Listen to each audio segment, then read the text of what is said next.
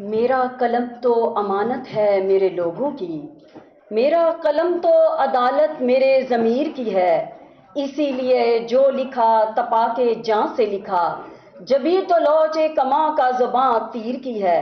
میں کٹ گروں یا سلامت رہوں، یقین ہے مجھے یہ حصارِ ستم کوئی تو گرائے گا۔ تمام عمر کی ایذا نصیبیوں کی قسم، میرے قلم کا سفر رائیگاں نہ جائے گا۔ آج ارشد شریف کو 3 برس ہو گئے، اور ارشد شریف نہ صرف یہ کہ پاکستان میں بلکہ دنیا بھر میں جد و جہد کی ایک علامت بن چکے ہیں۔ میں شکر گزار ہوں یہاں پر ہمت، جرت اور استقامت کی مثال محترمہ جویریہ کی کہ انہوں نے آج اس موقع پر مدعو کیا، اور تمام یہاں پر صحافتی رہنما تشریف رکھتے ہیں، اور تمام ہمارے جرنلسٹ، سب کو السلام علیکم۔ میں زیادہ وقت نہیں لوں گی، صرف 3 پوائنٹس ہیں جن پہ بات کروں گی۔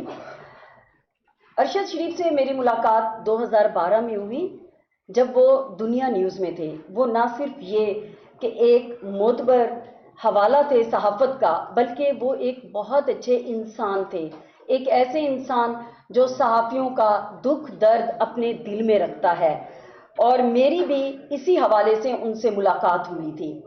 جو 3 پوائنٹس ہیں ان میں سب سے پہلے PFUJ ورکرز بات کرتی ہے ریاست کی۔ ریاست کی نظر میں نیشنل سیکیورٹی کی ایک ڈیفینیشن ہے۔ اب یہ ضروری نہیں کہ ہر شہری دل و جان سے اسے قبول کرے، اور ایک صحافی کو یہ حق حاصل ہے کہ وہ اپنی ڈیفینیشن کے حق میں بات کر سکے۔ ریاست کو یہ زیب نہیں دیتا کہ وہ اس کے بیانیے کے خلاف بولنے والوں کی آواز کو بند کرے۔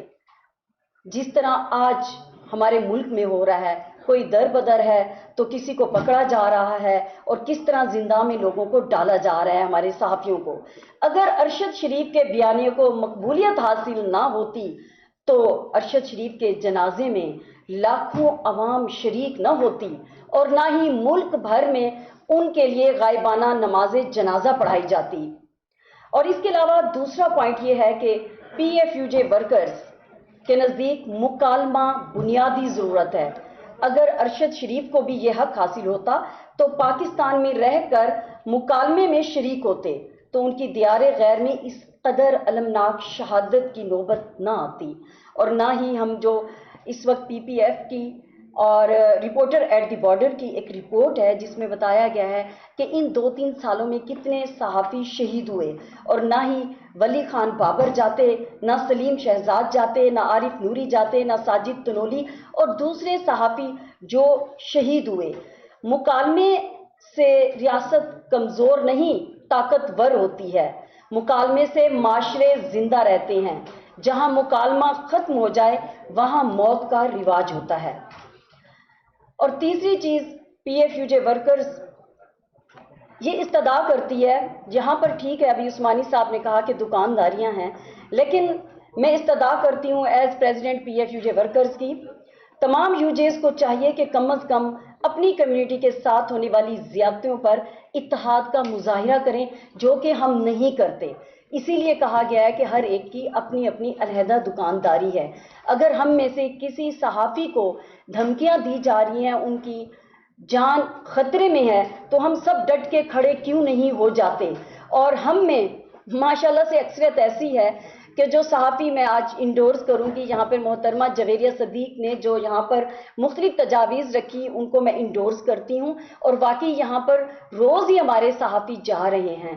ہم ان کی موت کی خبر تو بڑا پوائنٹ سکورنگ کر کے لگاتے ہیں کہ وہ یہ تھے، وہ فلاں تھے۔